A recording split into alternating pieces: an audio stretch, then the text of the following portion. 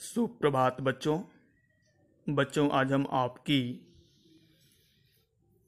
कक्षा 10वीं हिंदी पूरक पाठ्य पुस्तक कृतिका भाग 2 के पाठ 3 साना साना हाथ जोड़ी के शेष भाग पार्ट 2 को पढ़ेंगे।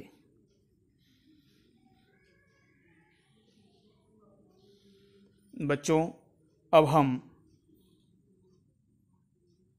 साना साना हाथ जोड़ी पाठ के शेष भाग पार्ट 2 को पढ़ेंगे, समझेंगे और इसके बारे में जानकारी प्राप्त करेंगे।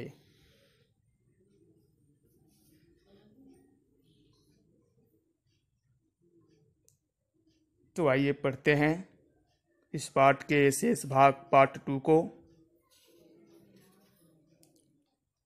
आप पेज नंबर 22 और 23 पर ध्यान देंगे। चलिए शुरू करते हैं।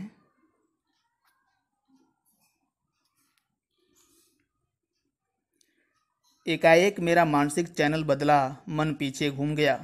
इसी प्रकार एक बार पलामू और गुमला के जंगलों में देखा था। पीठ पर बच्चे को कपड़े से बांधकर पत्तों की तलाश में बन बन डोलती आदिवासी युवतियां।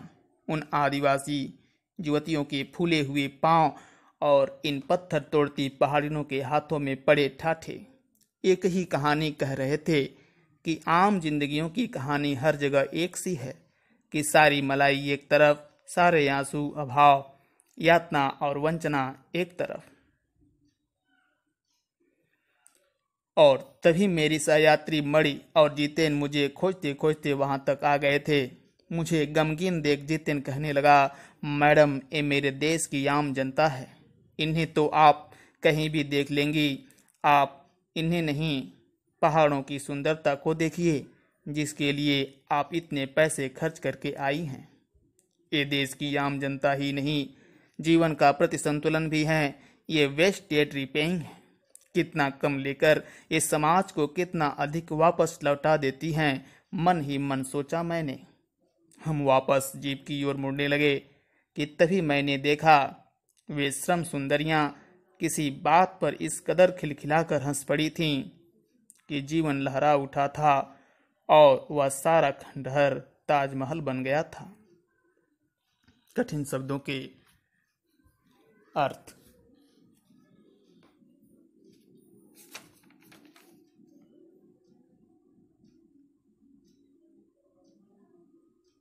हाथों में पड़े ठाठे। हाथों में पड़े ठाठे का अर्थ है अधिक मेहनत के कारण हथेलियों में बनी गांठें।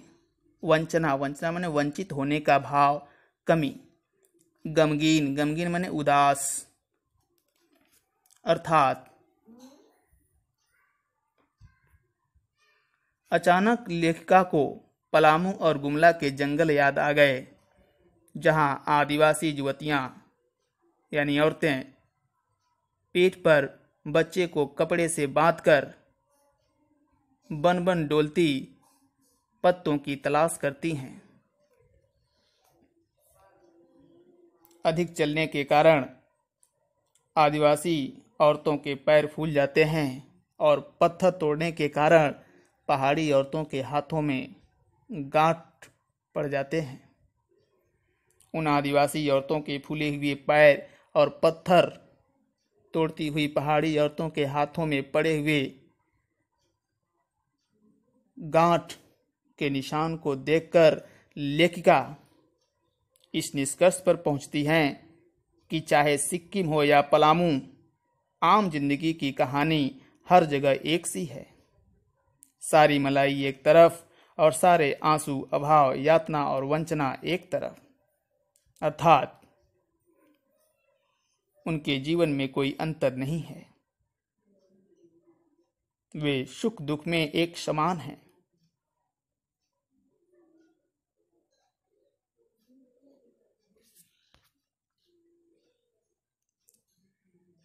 उसी समय लेखिका की सहेली मणि और जितेन नार्गे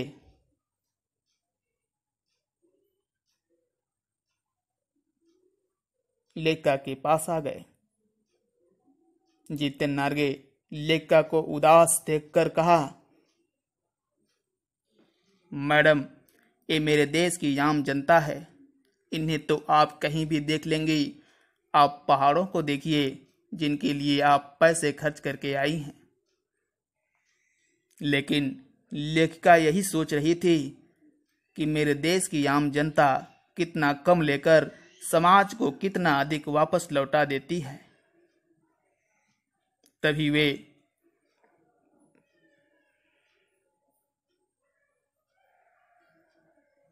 कड़ी मेहनत करने वाली औरतें किसी बात पर खिलखिलाकर हंस पड़ी। लेखिका को लगा मानो खंडहर ताजमहल बन गया हो।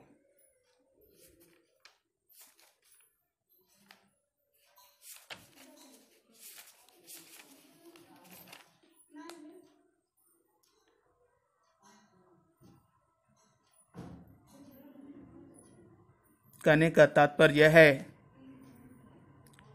कि दुख, दर्द, गरीबी, भूख, अभाव और संघर्षों के बीच श्रम करने वाली औरतें हंसती रहती हैं।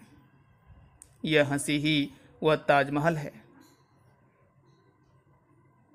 जो अभावों से भरे हुए उनके जीवन में शेष है। यह हंसी ही उनके सारे अभावों के बावजूद उनके जीवन को सुंदर बनाती हैं। हजार खंडहरों के बावजूद ताजमहल पर हम गर्व कर सकते हैं, तो उन कड़ी मेहनत करने वाली औरतों की हंसी भी गर्व और आनंद प्रदान करती हैं।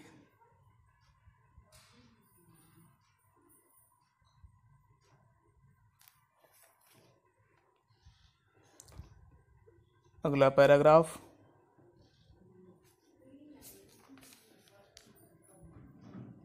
Page number 23।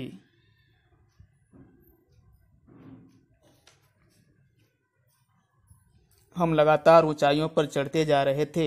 जितिन बता रहा था, अब हम हर मोड़ पर हेयर पिन बेंट लेंगे और तेजी से ऊंचाई पर चढ़ते जाएंगे। हेयर पिन बेंट के ठीक पहले एक पड़ाव पर देखा। 7-8 वर्ष की उम्र के ढेर सारे पहाड़ी बच्चे स्कूल से लौट रहे थे और हमसे लिफ्ट मांग रहे थे। जितिन ने बताया, हर दिन 3-3.5 किलोमीटर की पहाड़ी चढ़ाई चढ़कर ये बच्चे स्कूल जाते हैं।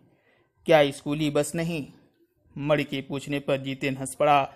मैडम, यह मैदानी नहीं पहाड़ी इलाका है। मैदान की तरह यहाँ कोई भी आपको चिकना बर्फीला नहीं मिलेगा।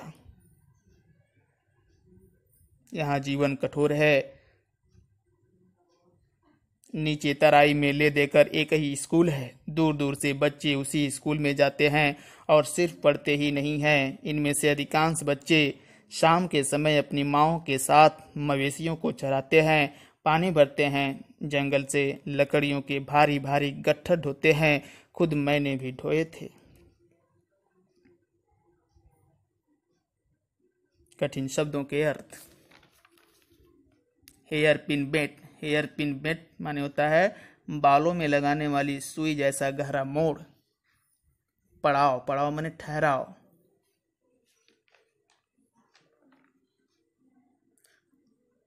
अर्थात जीप फिर से ऊंचाइयां चढ़ने लगी।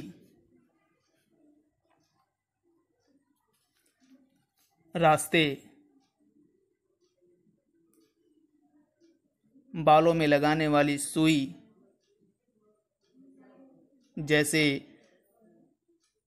गहरे मोड़ वाले थे।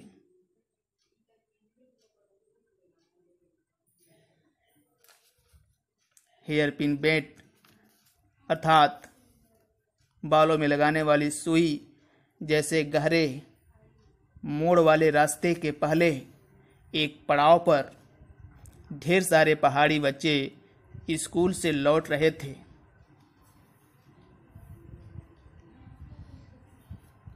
वे लिफ्ट मांग रहे थे। जितिन ने बताया, यहाँ स्कूल बस की कोई व्यवस्था नहीं है। नीचे तराई में एक ही स्कूल है और दूर दूर से बच्चे वहीं पढ़ने आते हैं। पढ़ते ही नहीं, अपनी माताओं के साथ पशुओं को चराते, पानी भरते और लकड़ियों के गट्ठर भी ढोते हैं।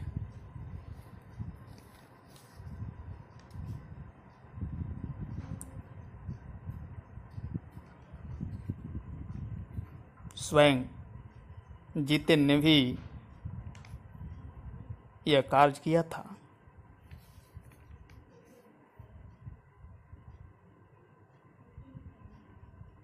अगला पैराग्राफ। खतरा अब धीरे धीरे बढ़ने लगा था। रास्ते और भी संकरे होते जा रहे थे।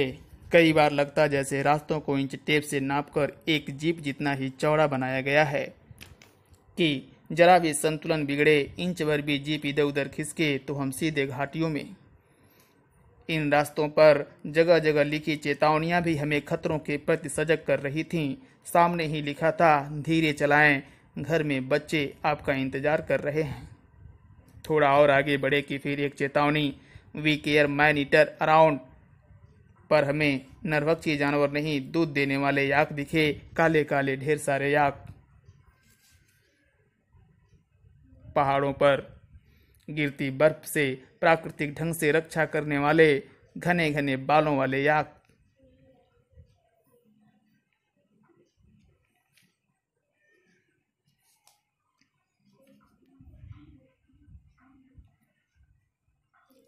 अर्थात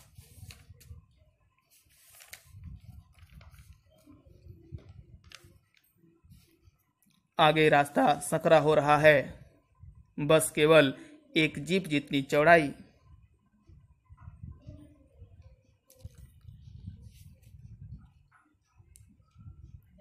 रास्ता बड़ा ही खतरनाक था।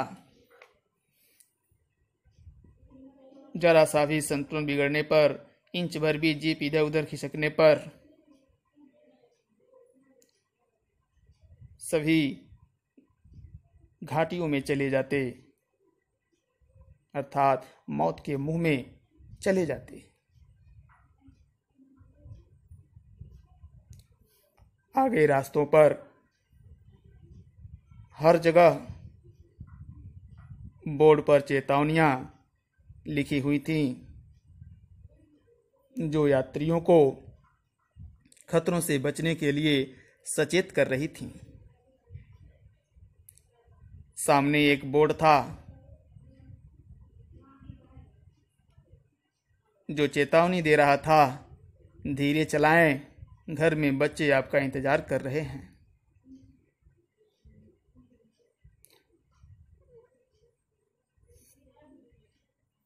आगे बढ़ने पर एक चेतावनी फिर मिली, we care man eater around, अर्थात नरभक्षी जानवरों से सावधान।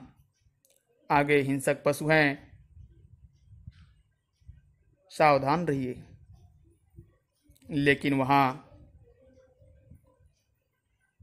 आदमियों को खा जाने वाले हिंसक पशु नहीं, बल्कि दूध देने वाले सुराही गाय दिखाई दिए।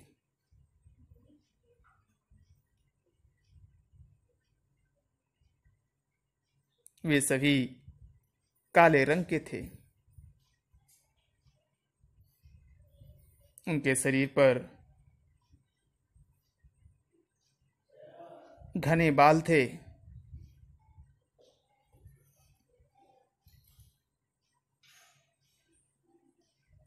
जो पहाड़ों पर गिरते बर्फ से उनकी रक्षा करते थे।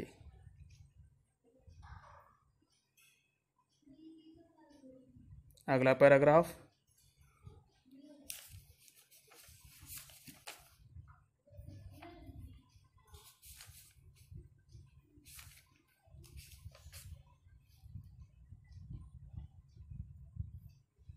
Page number 24।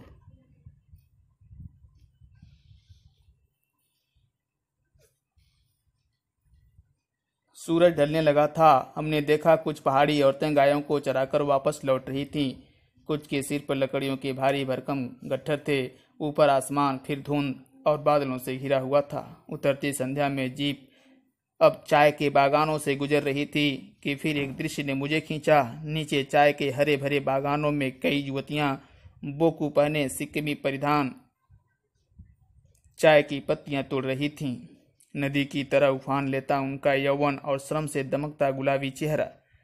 एक युवती ने चटक लाल रंग का बोकू पहन रखा था। सघन हरियाली के बीच चटक लाल रंग डूबते सूरज की स्वर्णिम और सात्विक आभा में कुछ इस कदर इंद्रधनुषी छटा बिखेर रहा था कि मंत्रमुग्ध सी मैं चीख पड़ी थी। इतना अधिक सौंदर्य मेरे लिए असह्य था। कठिन शब्दों के अर्थ। सात्विक, सात्विक माने पवित्र। आभा, आभा माने चमक। छटा, छटा माने प्रभाव, सुंदरता। असहाय, असहाय माने जो सहा न जा सके।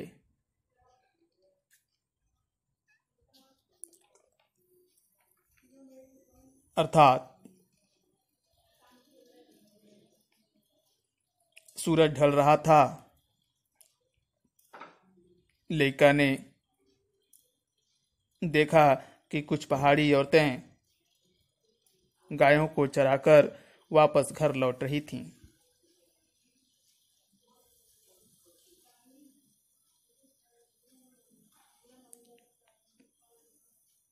कुछ औरतें ऐसी थीं जो अपने सिर पर लकड़ियों के भारी भारी गट्ठर लेकर आ रही थीं।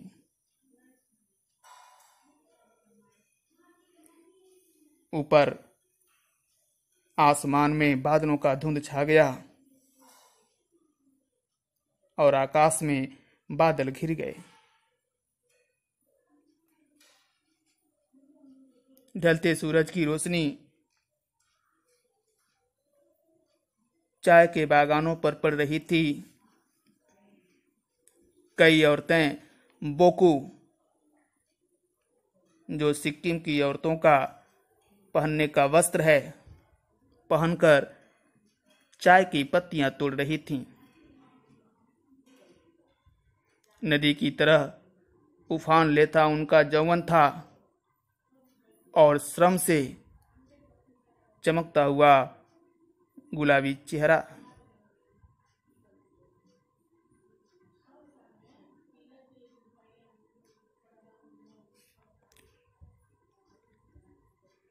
एक औरत ने चटक लाल रंग का बोकू पहन रखा था।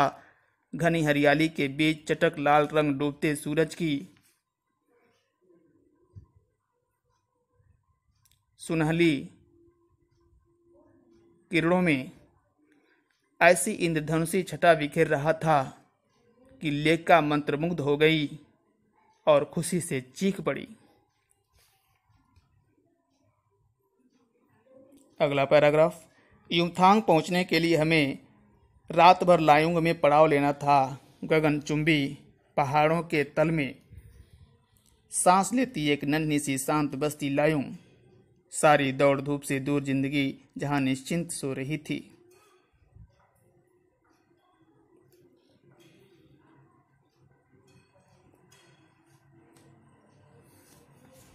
अर्थात युमथांग पहुंचने के लिए लायुंग में रात में रुकना पड़ा था।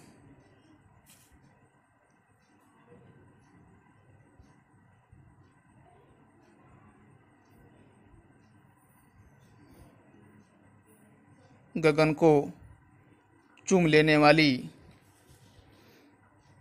पहाड़ों के नीचे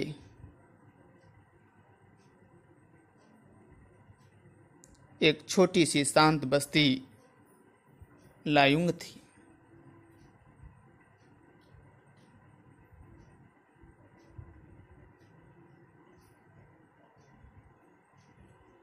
जहां का वातावरण बिल्कुल शांत था।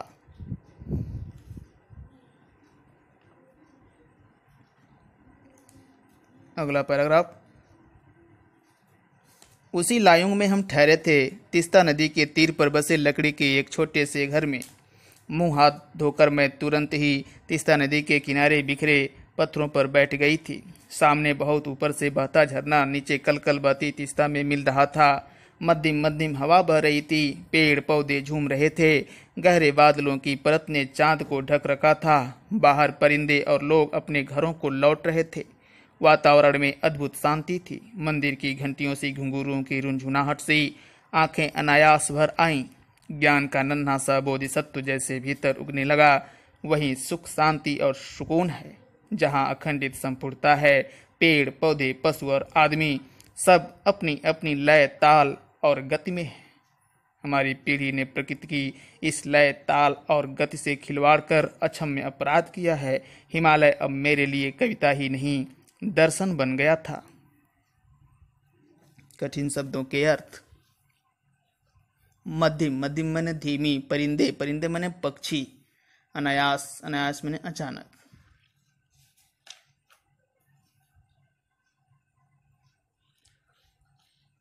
अर्थात युमथांग पहुंचने के लिए लेक्का को रात में लायुंग में रुकना पड़ा था।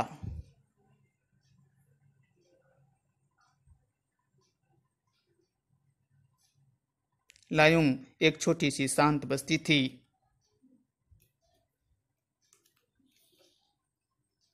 जहां तीस्ता नदी के किनारे वे एक लकड़ी के घर में ठहरे थे।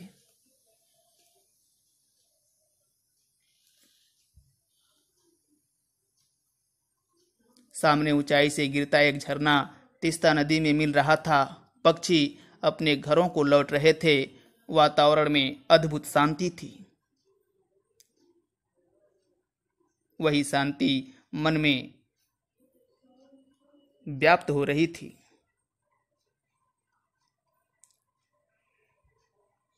लेक्का के मन में भी वही शांति थी। उनका मन भी शांत था। लेक्का तीस्ता के किनारे पत्थरों पर बैठी अपने भीतर बोधिसत्व के एक नन्हे से पौधे को उगता हुआ महसूस कर रही थी। उनको यह ज्ञान हुआ कि प्रकृति अखंड और संपूर्ण है। इस अखंड और संपूर्ण प्रकृति में ही सुख और शांति है। हमने इस अखंड और संपूर्ण प्रकृति से छेड़छाड़ करके अक्षम्य अपराध किया है, जिसको कभी क्षमा नहीं किया जा सकता। आज मानव अपने स्वार्थ के लिए प्रकृति के साथ छेड़छाड़ कर रहा है।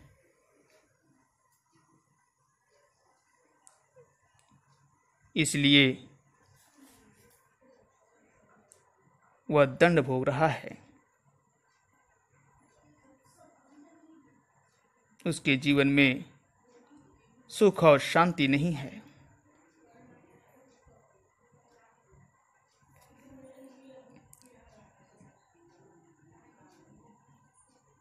लेक्का के लिए हिमालय अब कविता नहीं बल्कि दर्शन का विषय बन गया था।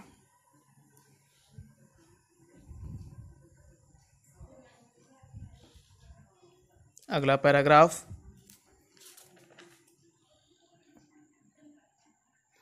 Page number 25।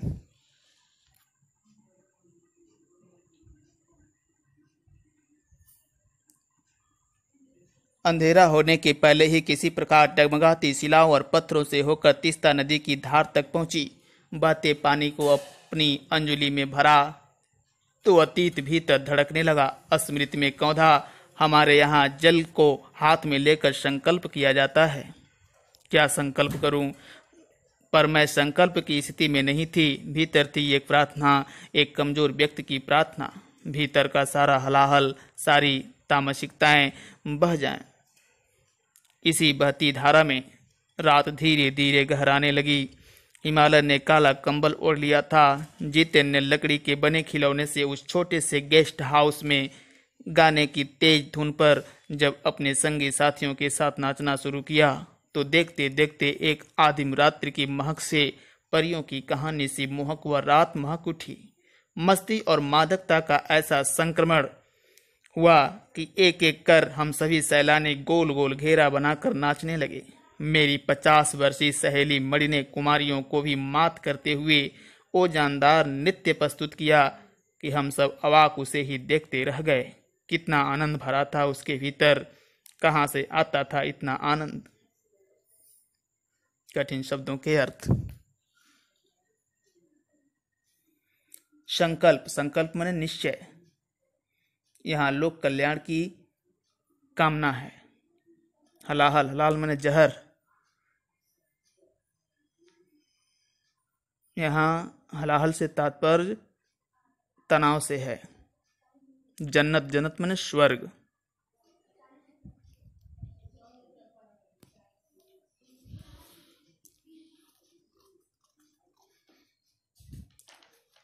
अर्थात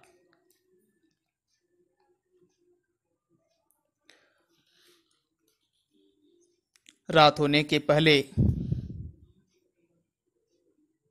लेका किसी तरह पत्थरों से होकर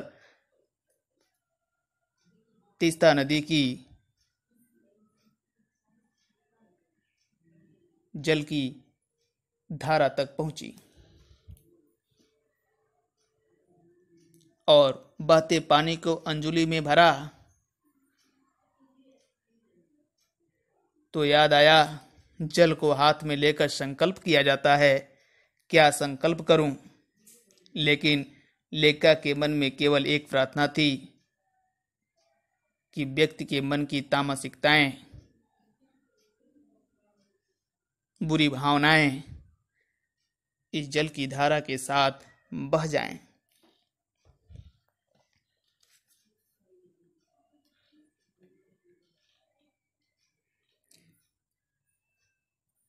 रात गहरी होने लगी।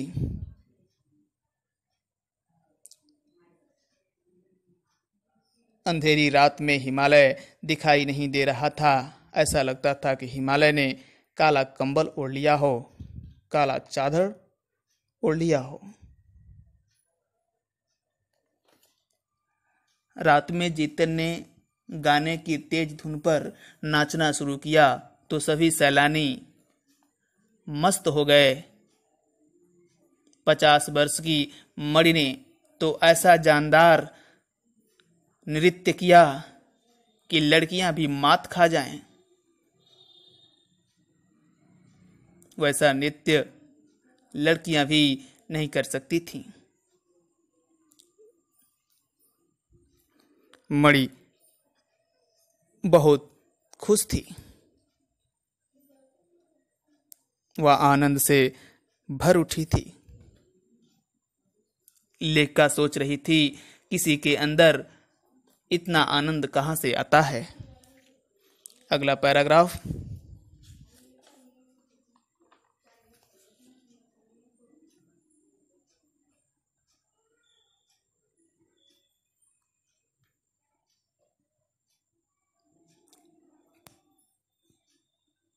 Page number 25। लायुंग की सुबह बेहद शांत और सुरम्य, तीस्ता नदी की शांत धारा के समान ही कलकल कर बहती हुई। अधिकतर लोगों की जीविका का साधन पहाड़ी आलू, धान की खेती और दारू का व्यापार। सुबह मैं अकेले ही टहलने निकल गई थी। मैंने उम्मीद की थी कि यहाँ मुझे बर्फ मिलेगी, पर अप्रैल के शुरुआती महीने में यहाँ बर्फ का एक कतरा भी नहीं था। यद्यपि हम सी लेवल से 14,000 फीट की ऊंचाई पर थे। मैं बर्फ देखने के लिए बेचैन थी। हम मैदानों से आए लोगों के लिए बर्फ से ढके पहाड़ किसी जन्नत से कम नहीं होते।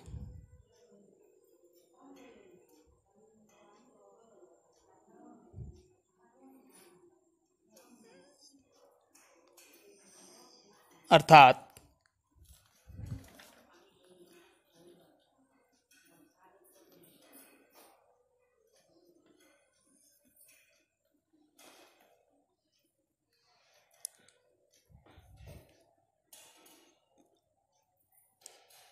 लायुंग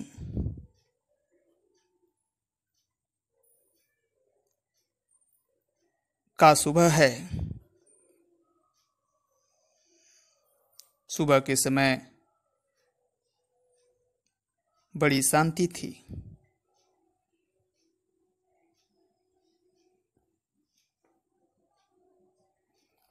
तीस्ता नदी की धारा कल कल ध्वनि करती हुई बह रही थी।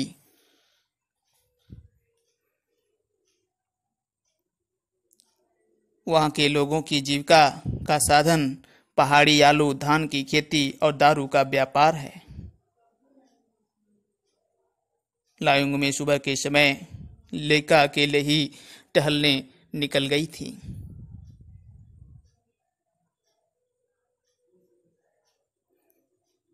उसने सुबह के समय इस आशा से टहलने निकली थी कि बर्फ देखने को मिल जाएगी, लेकिन अप्रैल महीने की शुरुआत थी। वहां बर्फ का एक बूंद भी देखने को नहीं मिला। लेका को वहां बर्फ देखने को नहीं मिला।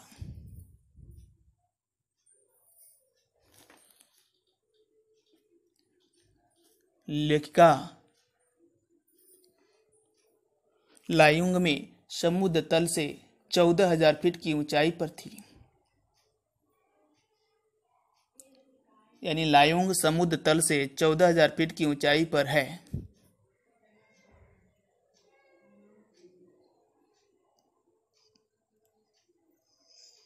लेका 14,000 फीट की ऊंचाई पर थी।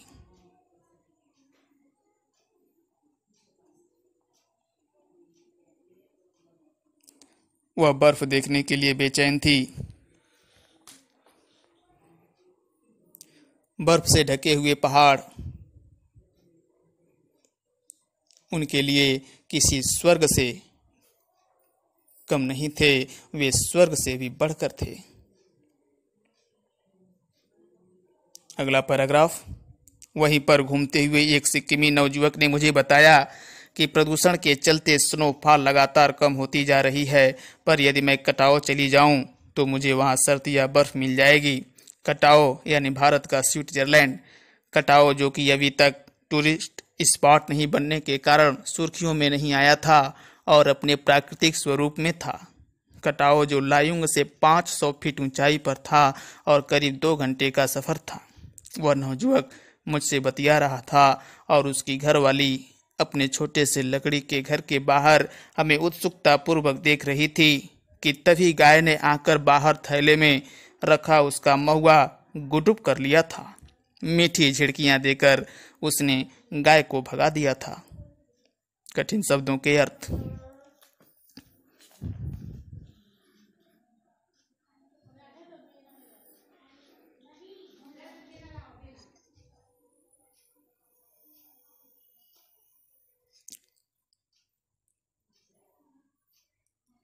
सुर्खियों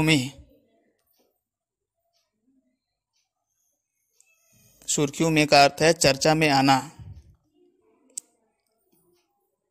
गुडुप कर लिया अर्थात निगल लिया, खा लिया।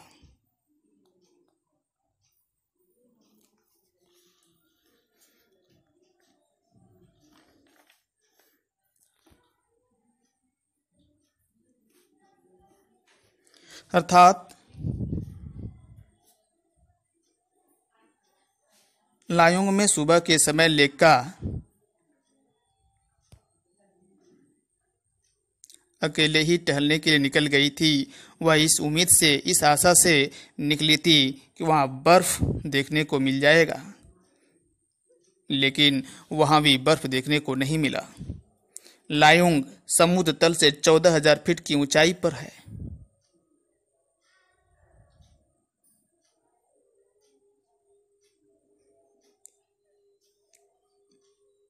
लायुंग के लोगों की जीविका का साधन पहाड़ी आलू, धान की खेती और दारू का व्यापार है।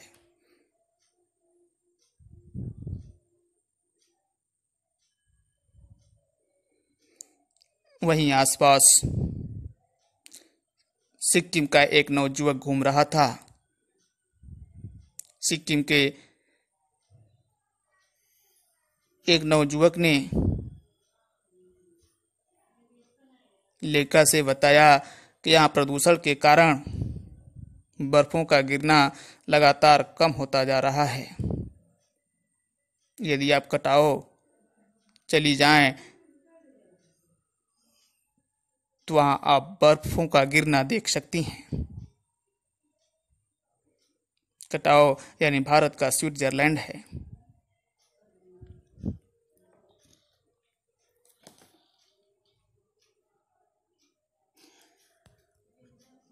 अर्थात एक सिक्किम के युवक ने बताया कि 500 फीट ऊपर कटाओ में बर्फ मिल सकती है। कटाओ भारत का स्विट्जरलैंड है, जो अभी टूरिस्ट स्पॉट नहीं बना है। टूरिस्ट स्पॉट यानी पर्यटक स्थल नहीं है।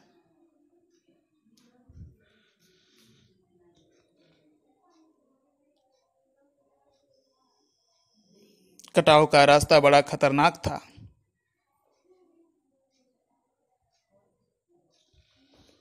सिक्किम का वह नवयुवक लेका से बात कर रहा था और उसकी पत्नी अपने छोटे से लकड़ी के घर से बाहर खड़ी होकर लेका को उत्सुकतापूर्वक देख रही थी। उसी समय एक गाय आई और उसका सारा महुआ निगल गई। उसने गाय को वहां से भगा दिया।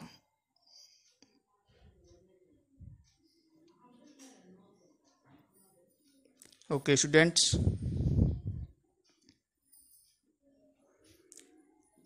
आज के लिए बस इतना ही। शेष अगले वीडियो में।